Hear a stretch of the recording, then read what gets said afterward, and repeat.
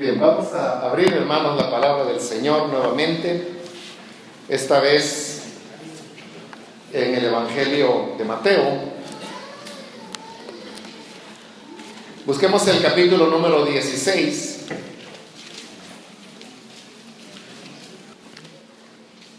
Dice Mateo capítulo 16, versículo 13 en adelante: Viniendo Jesús a la región de Cesarea de Filipo, preguntó a sus discípulos diciendo: ¿Quién dicen los hombres que es el Hijo del Hombre?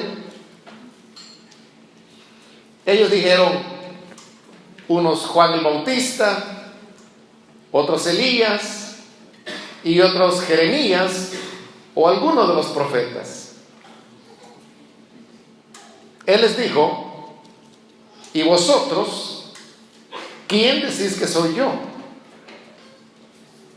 Respondiendo Simón Pedro dijo: tú eres el Cristo, el Hijo del Dios viviente. Entonces le respondió Jesús: bienaventurado eres, Simón, hijo de Jonás, porque no te lo reveló carne ni sangre, sino mi Padre que está en los cielos. Y yo también te digo que tú eres Pedro, y sobre esta roca edificaré mi iglesia, y las puertas del Hades no prevalecerán contra ella. Y a ti te daré las llaves del reino de los cielos, y todo lo que atares en la tierra será atado en los cielos, y todo lo que desatares en la tierra será desatado en los cielos. Entonces mandó a sus discípulos que a nadie dijesen que él era Jesús, el Cristo. Hasta ahí vamos a dejar la lectura.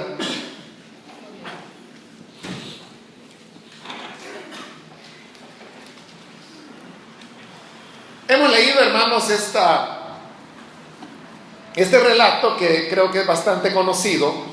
Es la ocasión cuando el Señor se encuentra en esta región de Cesarea de Filipo. Es ya bastante avanzado su ministerio, y en determinado momento él se detiene y le pregunta a sus discípulos: ¿quién dice la gente que es el Hijo del Hombre? Es decir, el sentido de la pregunta era: ¿quién dice la gente que soy yo? Y ellos le respondieron: pues hay diversas opiniones. Unos creen que eres Juan el Bautista, que eres Elías, que eres Jeremías, o que eres alguno de los profetas. Todas las personas que le han mencionado ahí fueron grandes hombres de Dios, pero que eran hombres de Dios del pasado, no que ya habían muerto. El más reciente pues era Juan el Bautista. Y la gente creía que Jesús era alguna de esas personas por el hecho de que habían poderes sobrenaturales que actuaban en él.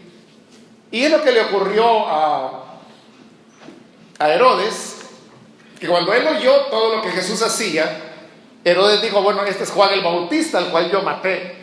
Ha resucitado, y por eso es que operan en él estos poderes, estos milagros. Entonces la relación era porque cómo se explicaba todo lo que Jesús hacía. Entonces tiene que ser alguien que ha venido del pasado, y entonces unos decían es Juan el Bautista, es Elías, es Jeremías, es alguno de los profetas, y todos esos son nombres de personajes verdaderamente honrosos que cualquier ser humano se hubiera sentido honrado con que le dijeran cualquiera de estos nombres. Pero ninguno de ellos realmente hacía justicia a lo que Jesús en verdad era. Entonces va el Señor y hace una pregunta que va más allá de la primera. Y les dice: y ustedes, o sea, y vosotros, ¿quién decís que soy yo? Porque la primera pregunta era, ¿quién dice la gente? ¿Qué piensa la gente? Y le dijeron, piensan esto y eso. Bueno, ¿y ustedes qué dicen?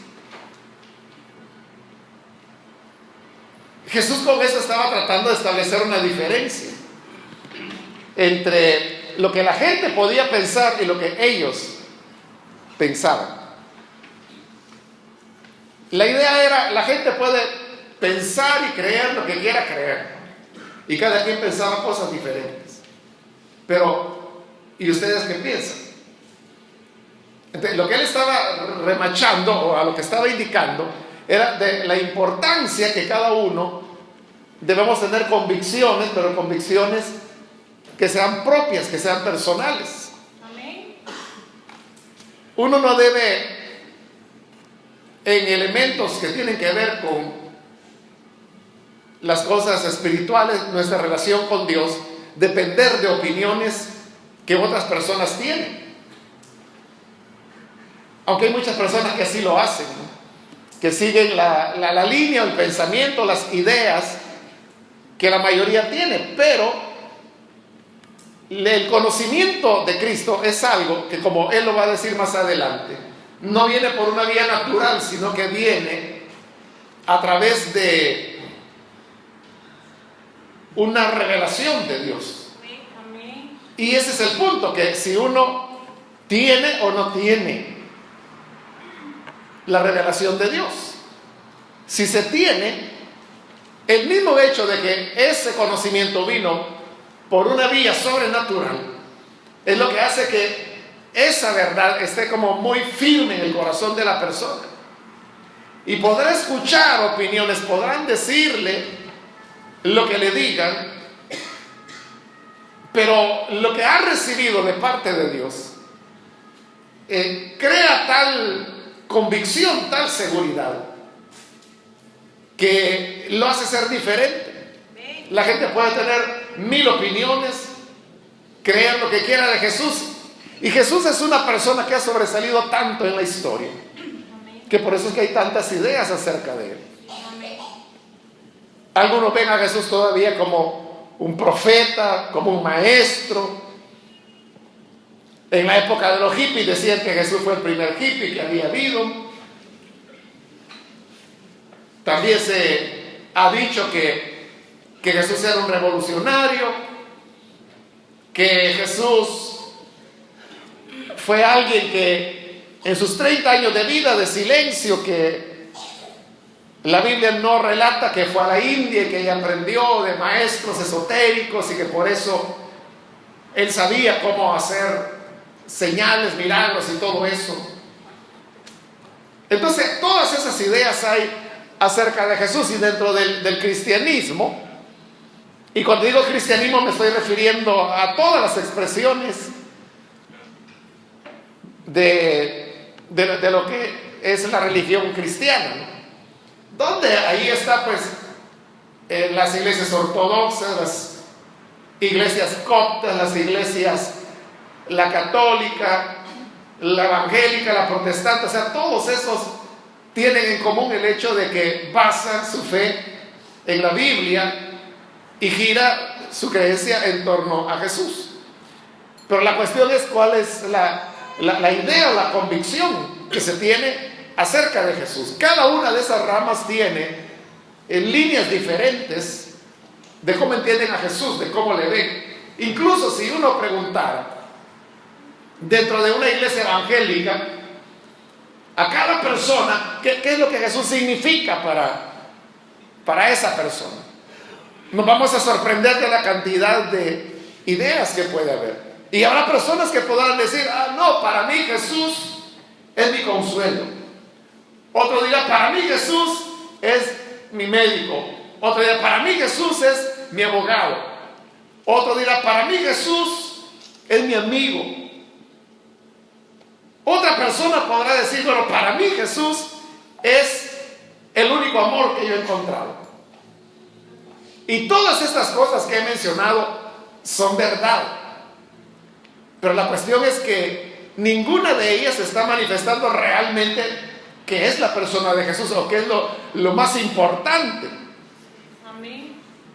que podríamos decir es lo que identifica y hace diferente a Jesús. Porque si yo digo, bueno, para mí Él es mi consuelo, pero otras personas pueden consolarse con el alcohol, por ejemplo, o pueden consolarse yendo de paseo a algún lugar, o pueden consolarse con un amigo.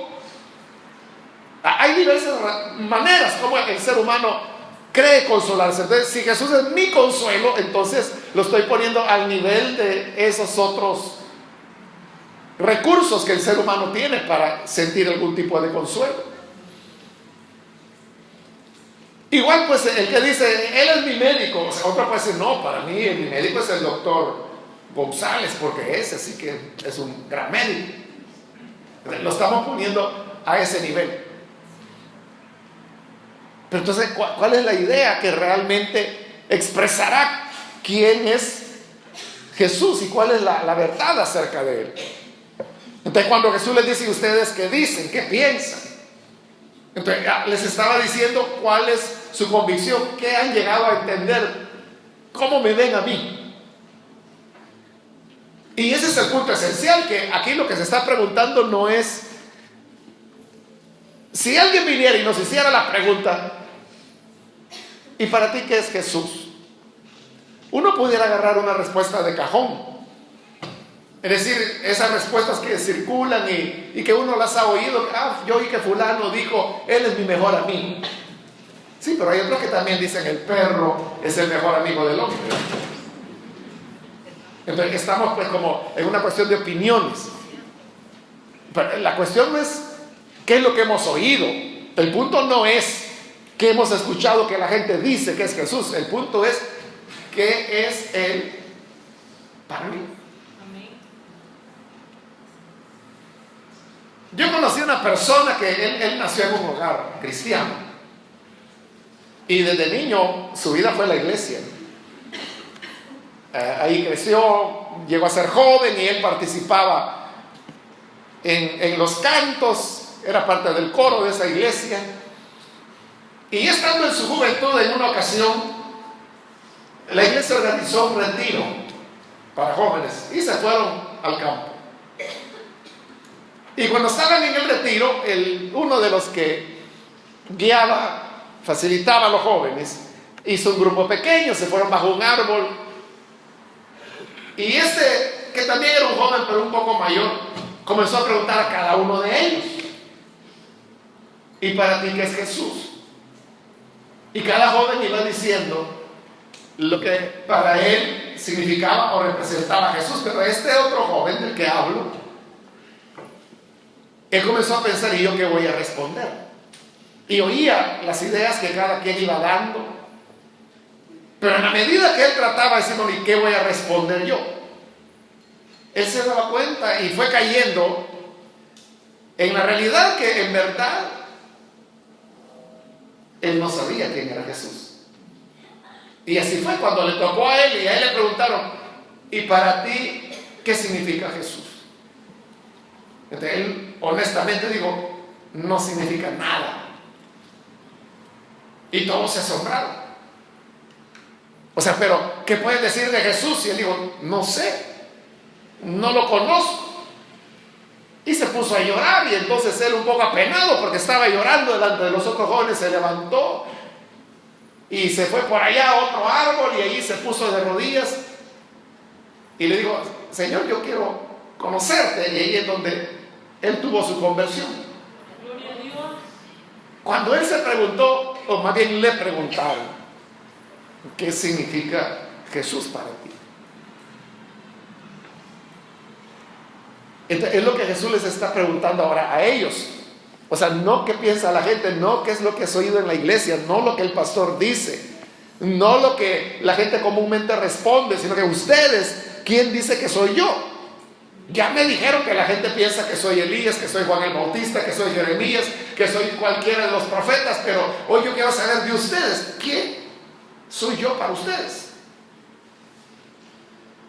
Y es una respuesta que solamente podemos dar cada uno de nosotros de manera individual. ¿Qué significa Él para nosotros.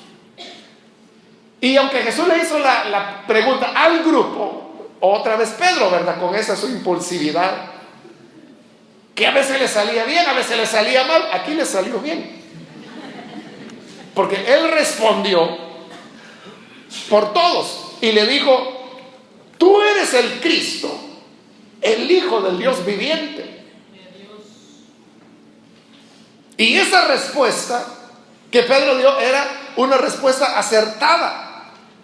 Porque en primer lugar estaba diciendo que él era el Cristo, es decir, era el Mesías, el enviado, el prometido, el Hijo de David.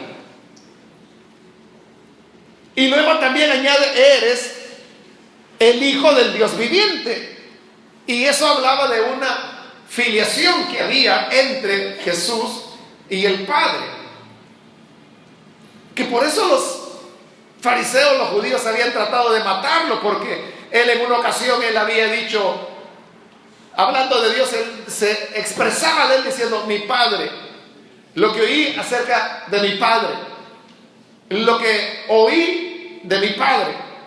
Entonces hablaba de Dios y él se refería a Dios como su Padre. Entonces lo iban a apedrear.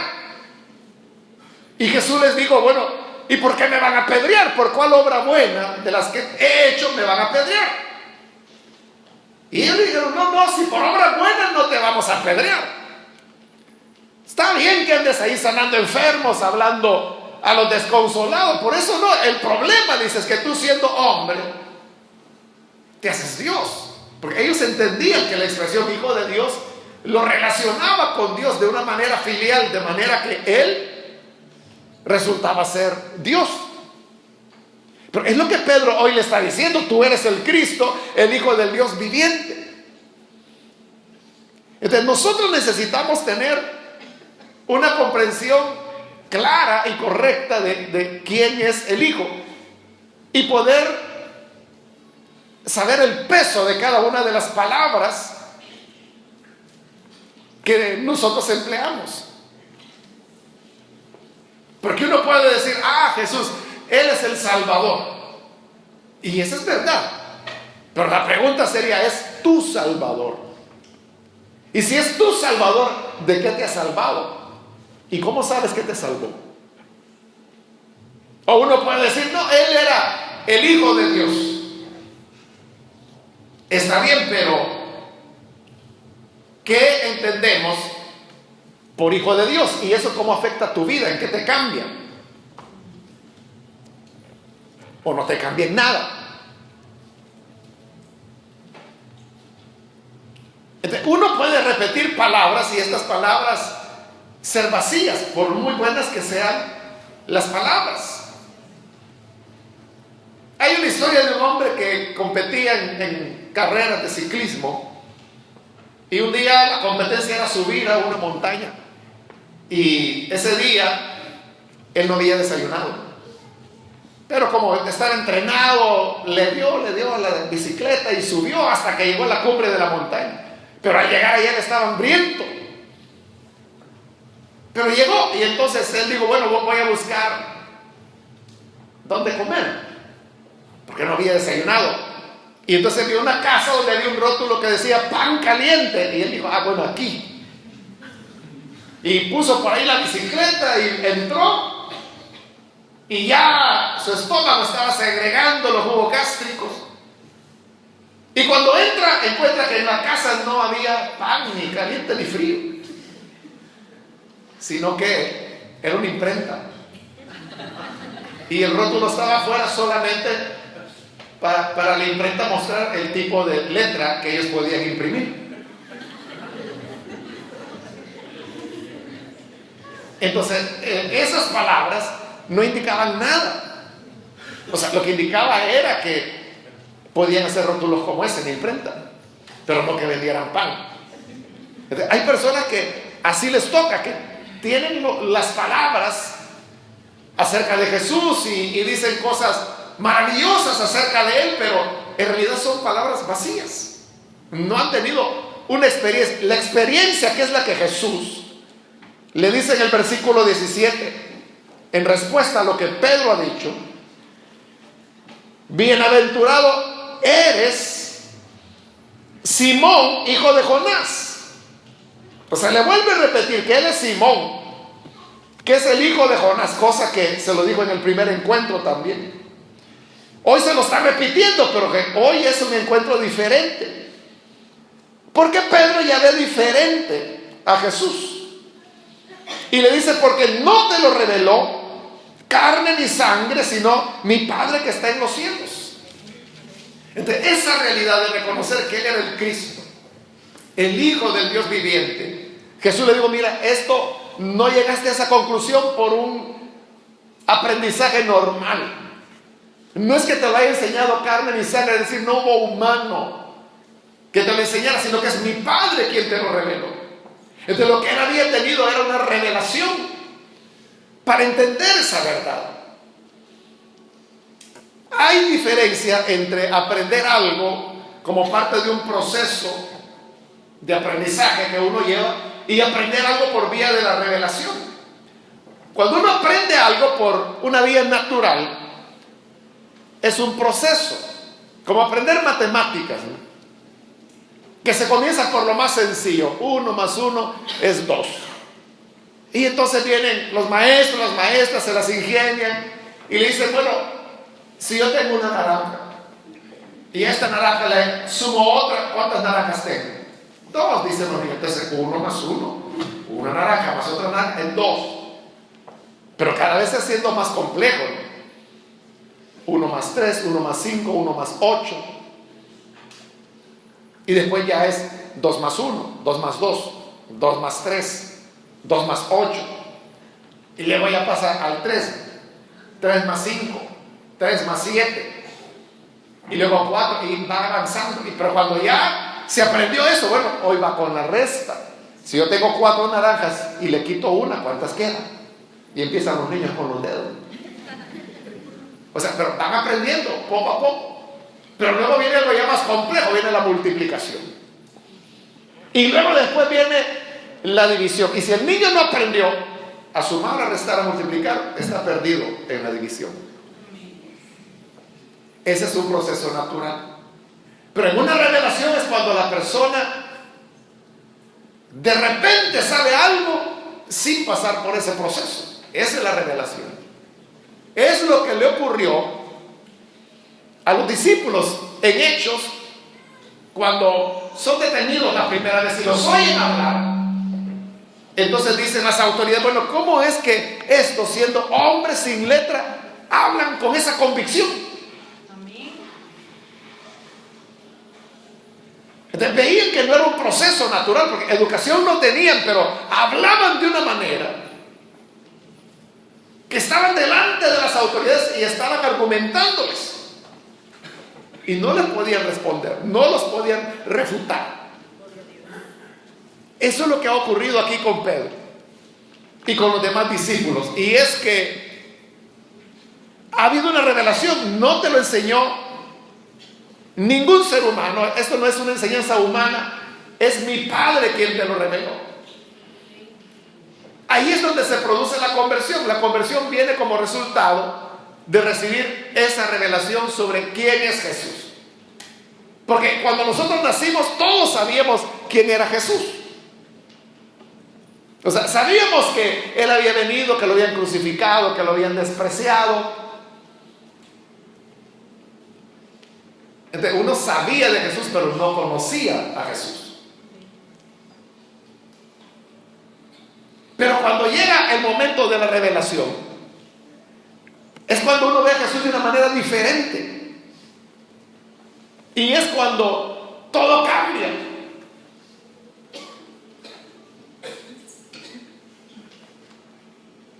Porque como es por revelación, es lo que yo dije hace un momento, cuando iniciaba, que el conocimiento que viene por revelación cambia a las personas. Porque como la revelación es un milagro, de cuando el milagro se produce, la persona es impactada y eso le cambia la vida por completo. Las personas, aquellas que tienen dificultades, se dicen, sí, fíjese que yo voy a la iglesia, pero yo lucho, pero siempre retrocedo. Hace poco yo vi a un hombre un poco joven que él decía, dichosos, decía, aquellos que pueden estar en una iglesia, porque yo lo intento tanto y no puedo. O sea, él mentalmente quiere estar en una iglesia, él quiere servir, pero él dice que no puede. ¿Por qué no puede? A saber, ¿verdad? Pero quizás regresa, vuelve a pecar, da un paso y luego da 5 para atrás. Quizás se ve envuelto en vicios que no puede abandonar, cadenas que no puede romper. ¿Y por qué no puede? No es que los demás tengan algo, un carácter más fuerte o una firmeza que diga, bueno, yo voy a seguir a Cristo y pase lo que pase, no lo voy a dejar. O sea, no es eso. Sino que lo que ocurre es que no han tenido la revelación. Y como no han tenido la revelación, no ha habido una auténtica conversión. Entonces, ellos saben que existe Dios, saben que existe Jesús, saben que existe la Biblia, saben que la Biblia es la palabra de Dios. Pero ese es un conocimiento que toda la gente tiene. Pero tiene que haber algo, que es la diferencia entre el conocimiento y la revelación.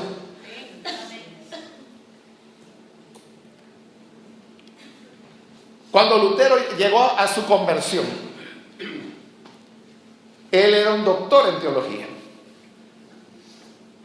Entonces uno diría, bueno, si él es un doctor en teología, ha de conocer mucho de Dios.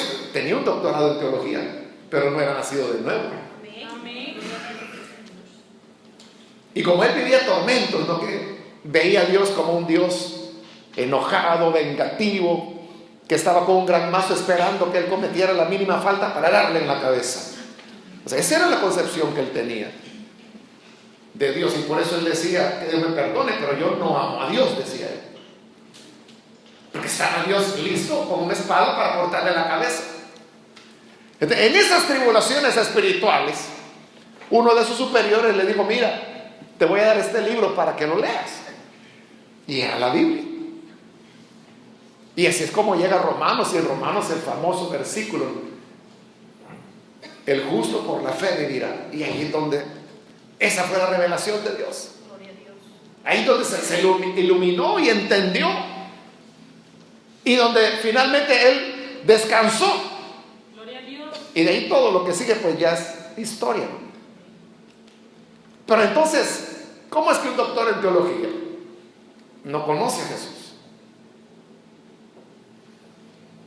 Esa es la diferencia entre conocimiento y revelación. La revelación es la que nos cambia. El conocimiento no. El conocimiento solo nos hincha la cabeza. Pero revelación es lo que nos transforma, lo que nos ilumina. Gloria a Dios. Entonces, una persona tiene que distinguir entre conocer cosas y tener la revelación de Cristo. Quien no conoce a Jesús, entonces, y puede ser que es una persona que tiene 30 años de estar en una iglesia y no conocerlo. Bueno, Lutero era doctor en teología y no lo conocían. Entonces, es decirle, Señor, yo quiero conocerte, quiero que te reveles a mi vida. Pero ¿qué es eso? Revelación, revélate, quiero conocerte. Jesús dijo, nadie conoce al Hijo sino el Padre. Amén. Y aquel a quien el Padre lo quiere revelar. Amén. Entonces, revélame a tu Hijo. Y Dios es bueno, que cuando una persona quiere conocerlo, Él se revela. Gloria a Y Dios. cuando se revela, lo conocemos y viene la salvación. Spurgeon es el otro caso, ¿no? De su abuelo fue pastor, su papá fue pastor, él se fue a estudiar al seminario.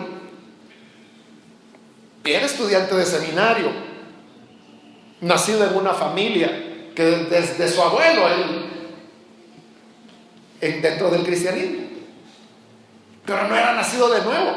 Y estaba estudiando en el seminario, él creía que conocía a Jesús y no lo conocía. Y la historia lo que dice es que estaba lloviendo sobre Londres muy fuerte. Y entonces, por guarecerse del agua, de la lluvia, Spurgeon se mete dentro de una iglesia por pasar el agua, por pasar la lluvia. Pero estaba lloviendo tan fuerte que ese día en la iglesia el pastor no había podido llegar por la misma tormenta. Y entonces los hermanos de la iglesia no hallaban qué hacer porque el pastor no había llegado, no había predicador. Entonces le dijeron a otro hermano: usted va a predicar. Y ese a quien le dijeron era zapatero. Entonces no sabía nada. Y dijo: no, yo no puedo, pero a usted le toca, ya lo decidimos. Y tuvo que pasar. Entonces él buscó en la Biblia y encontró el pasaje de Isaías donde dice: mirad a mí y sed salvos todos los términos de la tierra. Entonces pasa aquel zapatero que no sabía, nunca había predicado, y lee el pasaje. Bueno, aquí, hermanos, dice: mirad a mí y sed salvos todos los términos de la tierra. Entonces, para tener la salvación, miradlo a Él. Miradlo a Él. Y ya no hay yo qué decir. Así que se quedó repitiendo: miradlo a Él. Miradlo a Él. Y miradlo a Él.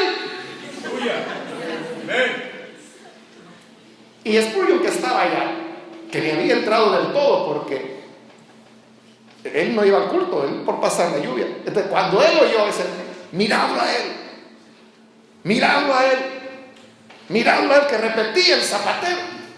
Entonces esas fueron las palabras que le hizo entender el evangelio. Y él dijo: es verdad, es solamente mirarlo a Él. Gloria a Dios. Y ahí es donde él tiene su conversión.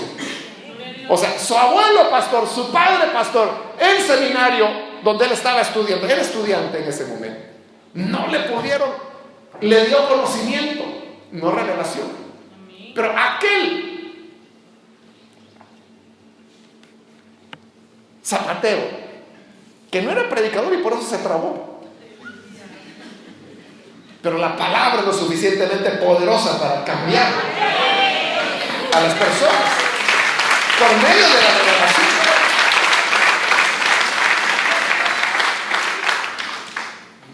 Vea esto: si yo le pregunto, ¿usted se recuerda la predicación? Si usted se creyó en una iglesia o escuchando por la radio, como haya sido, ¿usted se recuerda cuál fue la predicación? O sea, la mayor parte de la gente no recuerda. Y no porque haya pasado mucho tiempo, sino porque no es sobre la base de haber entendido, es sobre la base que llegó a la revelación. Gloria a Dios. Así es. Por eso es que las personas no lo recuerdan.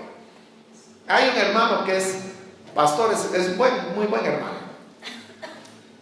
Y él estaba en la iglesia, ya era encargado de una zona y buen predicador. Y un día platicando con él, o sea, yo no me acuerdo, pero él le dice que, mire, me dice: la primera vez que yo llegué, me dice, a la iglesia, usted estaba predicando, me dijo, en Apocalipsis, me dijo. Y yo entré la primera vez en la vida que él entraba a una iglesia, era un joven como de 13 años. Yo no entendí nada. Pues si era la primera vez que llegué a una iglesia y yo estaba hablando de Apocalipsis. Dice: no entendí nada, pero lo que yo sí sentí fue una necesidad de entregarme, de creer. Gloria a Dios. ¿Qué es lo que ocurre ahí? En la revelación, él mismo decía: yo no entendí nada, o sea, no era producto de lo que oyó. Es que Dios no necesita de una gran explicación, de un gran sermón. Puede ser una palabra, Amén. puede ser una idea, puede ser una actitud que uno ve en alguien, y eso es lo que le abre el corazón a uno. Amén. Aleluya. Yo estoy seguro, bien seguro del momento en que nací de nuevo. Fue el 19 de enero de 1975, como eso de las 7:30 de la noche. Y puedo decir el lugar exacto, frente al reloj de Flores, los que son salvadoreños, frente al reloj de Flores, que en esa época estaba la Constancia ahí, ¿no? Y cabal, dando la vuelta íbamos cuando veníamos de la iglesia. Y a mí me habían hecho la invitación y me habían dicho que no. Pero yo había llevado un amigo y este amigo sí había creído. Y por eso yo me peleé con él. Sí, porque yo le dije, mira, vamos a la iglesia, pero si nos preguntan que si queremos ser miembros, digámosles que no. Ah, ya me dijo. Pero él dijo que sí. Entonces yo le reclamé y dije, bueno, que no hemos quedado en que no. Pero llegamos de regreso hacia San Salvador y entonces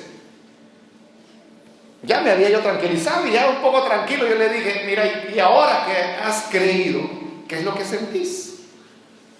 Y él se quedó pensando unos segundos y luego me dijo, siento, me dijo, una paz que no había sentido antes. Pero cuando él dijo eso, la palabra paz, ahí es donde para mí todo se iluminó. Ahí es donde entendí. Y ahí mismo yo le dije, no pase el siguiente domingo, le dije, sin que yo me entregue al Señor, le dije. O sea, si alguien me hubiera dicho, pero aquí lo puede hacer ya, yo lo hubiera hecho en ese momento. Pero él tenía como 2 horas de haber creído. Sí, no sabía nada del cristianismo. Menos yo. Entonces yo creía que se podía solo en la iglesia y solo el día domingo. Entonces, tuve que esperar toda la semana para hacer la profesión formal, pero el nuevo nacimiento fue ahí. Entonces, ¿y qué fue todo lo decisivo?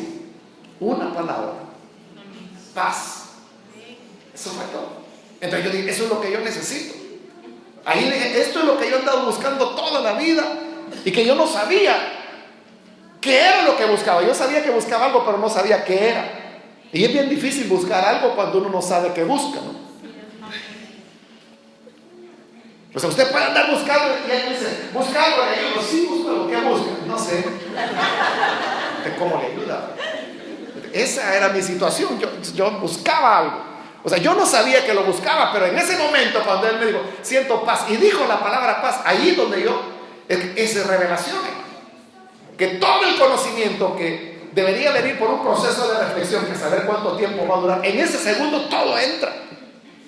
Ahí me di cuenta, es que yo he andado en busca de algo y no sé qué es lo que andaba buscando, pero ahí me doy cuenta que lo buscaba era paz, y él dice que halló la paz. Esa paz es lo que yo necesito.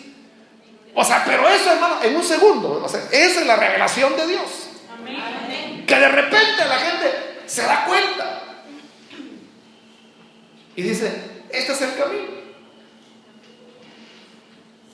Mis padres eran muy católicos y cuando los amigos de la familia se enteraron que yo había creído el evangelio, alguien llegó y me dice, mira, y cuando te entregaste a Cristo, ¿por qué no viniste si le consultaste a tus papás? Si uno no anda pensando en consultar nada a nadie. Es que es una revelación que entonces cayó. O sea, Pedro aquí no dijo, sí, yo sé quién eres, Señor, pero espérame, le voy a preguntar a mi papá a ver si está de acuerdo. O sea, no es posible. O sea, eso es lo que la gente no entiende. Entonces, esa revelación que no la da ningún humano, ni carne ni sangre, dijo Jesús, sino que es una revelación del Padre. Eso es lo que todos tenemos que asegurarnos de tener. O sea, ¿lo tenemos o no lo tenemos? Amén. O lo que tenemos es una práctica religiosa sana, quizás porque venimos a la iglesia. Sí, yo tengo tantos años de estar en la iglesia, he leído la Biblia, pero hemos nacido de nuevo. Tenemos una experiencia de conversión con Él. O es simplemente una tradición, un aprendizaje que hemos tenido de cosas. Cuando yo era niño, mis padres pues me inculcaron la religión católica, y desde kinder hasta la universidad todo fue con instituciones católicas. Entonces, a mí me enseñaron de niño, por ejemplo, el credo de los apóstoles, y yo me lo aprendí de memoria, pero todas esas verdades que el credo de los apóstoles dice, yo jamás entendí qué significaban. Lo vine a entender ya siendo cristiano. O sea, que yo supe que el credo de los apóstoles no era una cuestión católica, sino que es una declaración de fe de cuando ni el catolicismo soñaba en nacer, ¿no? Lo que pasa es que los católicos se lo apropiaron. Pero entonces hoy yo lo entiendo. Creo en Dios Padre Todopoderoso. O sea, pero ¿qué significa eso? Creador del cielo y de la tierra. Así comienza el credo. Es una declaración de fe, es una declaración de fe cristiana, o sea, pero yo nunca lo vi así. O sea, yo me lo puedo de memoria todavía. Pero yo lo repetía pura lora. Sí, porque a todos los niños y niñas era obligación. Y Sor Inés era bien estricta. Brava era la señora. Era la directora de la escuela. Enojada era ella. Entonces todos le temblábamos. Entonces teníamos que aprenderlo. Porque ella personalmente era la que se encargaba del catecismo. A todos los niños y niñas, ella era. O sea, no había una maestra, ni siquiera otra monjita. Ella personalmente lo hacía porque quería que fuéramos bien. Entonces, hay personas así que saben mucho, que hablan de la sangre de Cristo, hablan del perdón, hablan versículos de la Biblia, se los saben de memoria. Si alguno confiesa sus pecados, el Señor es fiel y justo para perdonarlos y limpiarlo de toda maldad. Si alguno ha pecado, abogado tenemos para con Dios, a Jesucristo el justo. Porque no hay otro nombre dado a los hombres por el cual podamos ser salvos, sino que el nombre de Jesucristo. Porque no puede haber otro mediador entre Dios y los hombres, sino Jesucristo hombre. Porque nadie puede poner otro fundamento que el que está puesto, que es Jesús. Entonces, uno se sabe de memoria los versículos. Y las personas pueden repetirlo, pero no saben, o sea, ¿qué es lo que Dios está hablando ahí?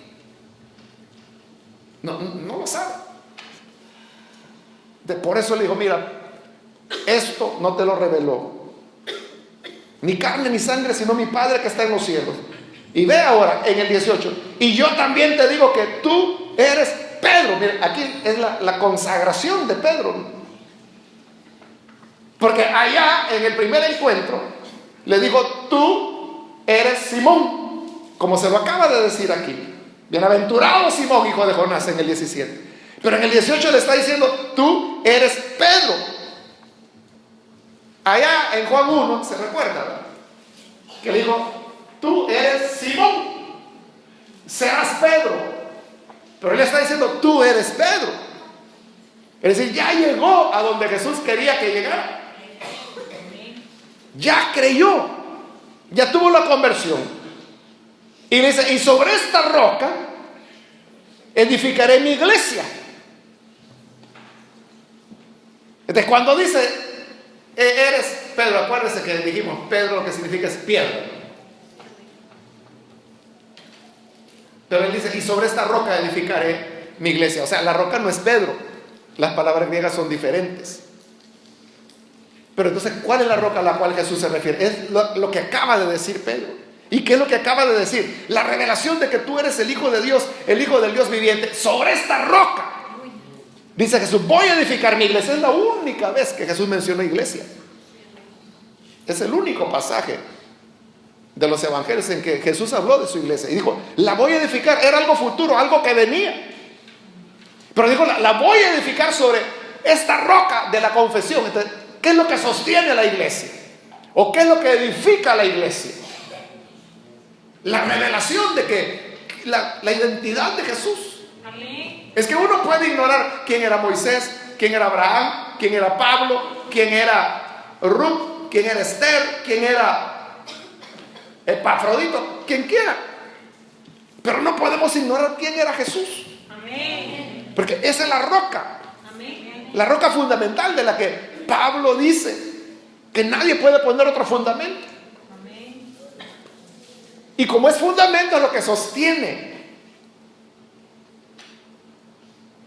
la iglesia. Dice, y yo la voy a edificar. Y dijo además, y las puertas del Hades no prevalecerán contra ella. El Hades era el lugar de los muertos. Entonces lo que Jesús está diciendo es, mi iglesia nunca morirá. Amén. O sea, las puertas de la muerte no van a vencerla nunca. Gloria a Dios. Por eso es que la iglesia tiene 2000 años y aquí está todavía. Gloria a Dios. Amén. Y sigue adelante y seguirá adelante. Aleluya.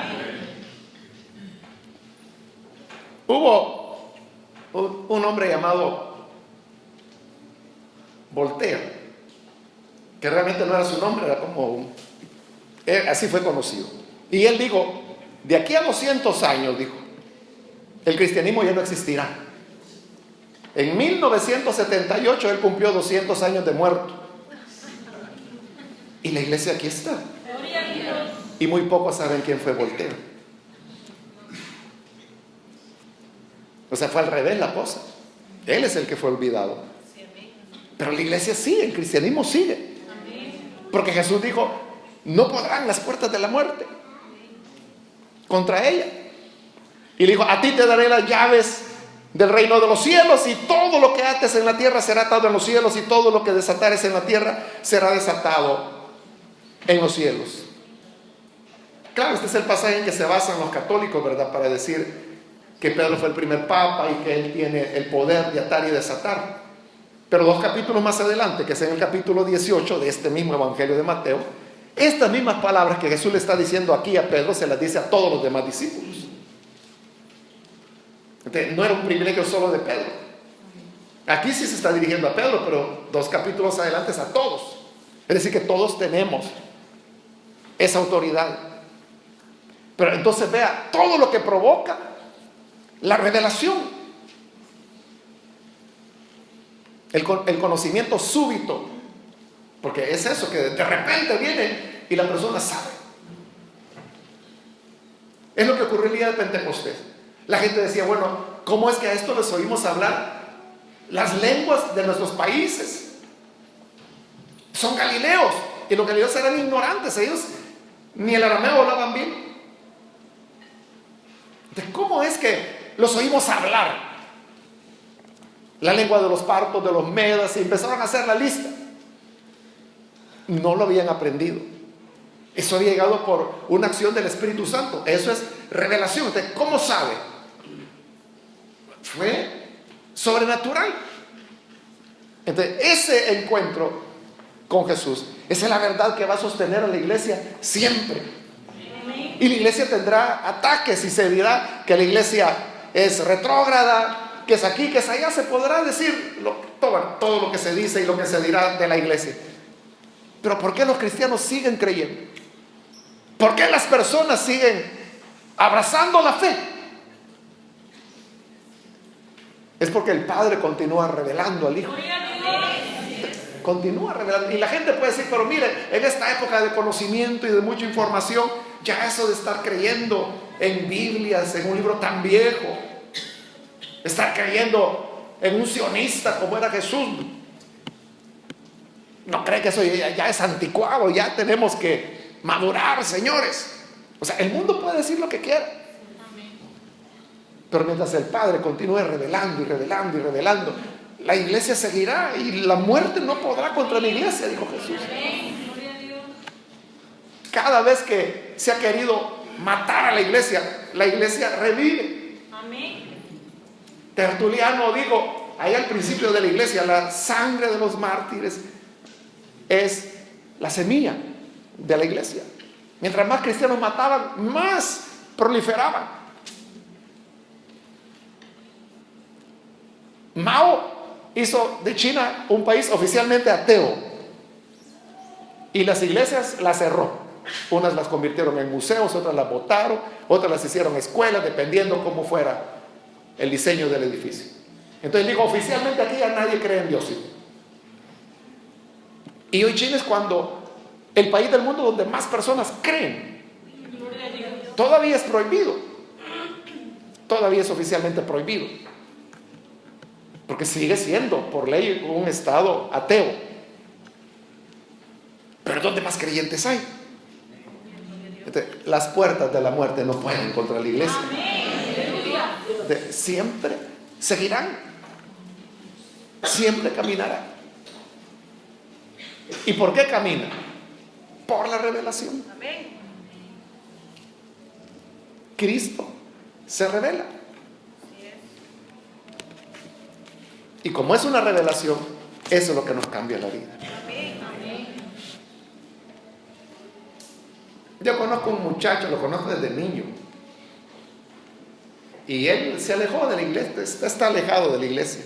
Pero hace unos años, él se comunicó conmigo y me dijo: hermano, ¿podemos platicar? Sí, le dije yo, y fuimos a desayunar un día.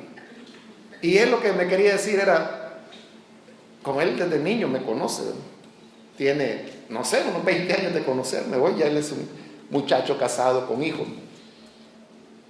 Y me dice: mire, yo lo he conocido todo este tiempo, me dice. Y yo he visto que usted se ha mantenido dentro del evangelio y yo no puedo, me dice. Entonces, ¿cómo hace? ¿Cómo es que lo logra? Me dice. Pero la cuestión es que uno ni cuenta se da. O sea, no es una cosa que yo estoy luchando y entonces, pero lo logro, lo he logrado, sigo invicto. O sea, no es así. O sea, la vida simplemente pasa y uno tiene los valores definidos, uno sabe qué quiere de la vida.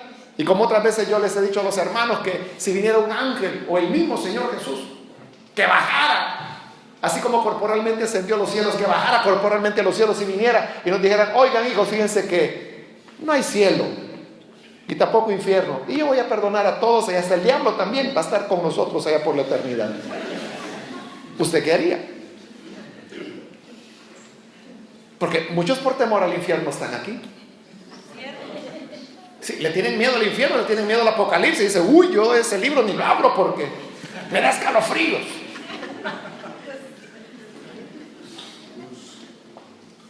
Entonces, si eso ocurriera, digan: entonces yo me voy a gozar de la vida porque yo a la fuerza estaba aquí.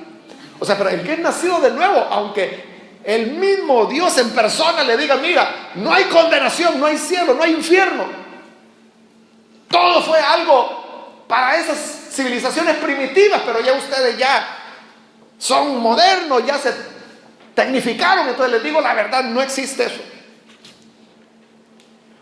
Yo creo que nuestra vida no cambiaría.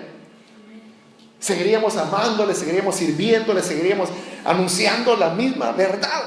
O sea, porque no es por temor, sino que es porque llegó esa revelación. Y para nosotros está claro, esto es lo que nos cambió la vida. Y es la nueva vida que tenemos y es donde vamos a seguir. Y no pensamos volver atrás. Que Dios nos ayude para poder tener esa revelación que es el fundamento de la iglesia. Vamos a orar. Señor, te damos las gracias, porque de la misma manera que tú revelaste a Pedro quién era tu hijo, también lo revelaste a nosotros. Y queremos agradecerte porque hoy conocemos que Él es el Salvador, que Él es el que vino y fue enviado para darnos vida, para darnos el nuevo nacimiento que viene a través de tu Hijo Jesucristo. Señor, aquellos que todavía lo dudan, que todavía tienen inseguridad y que lo que han hecho es seguir una tradición evangélica, seguir el consejo de sus padres, pero aún no te conocen, revélate, Señor, a ellos, que puedan conocerte. Porque cuando te conocemos, esa revelación nos da la fortaleza, el fundamento, que pasarán los años, pasará el tiempo, pero no vamos a volver atrás. Y eso es lo que hace que tu iglesia viva y que las puertas de la muerte no puedan contra ella.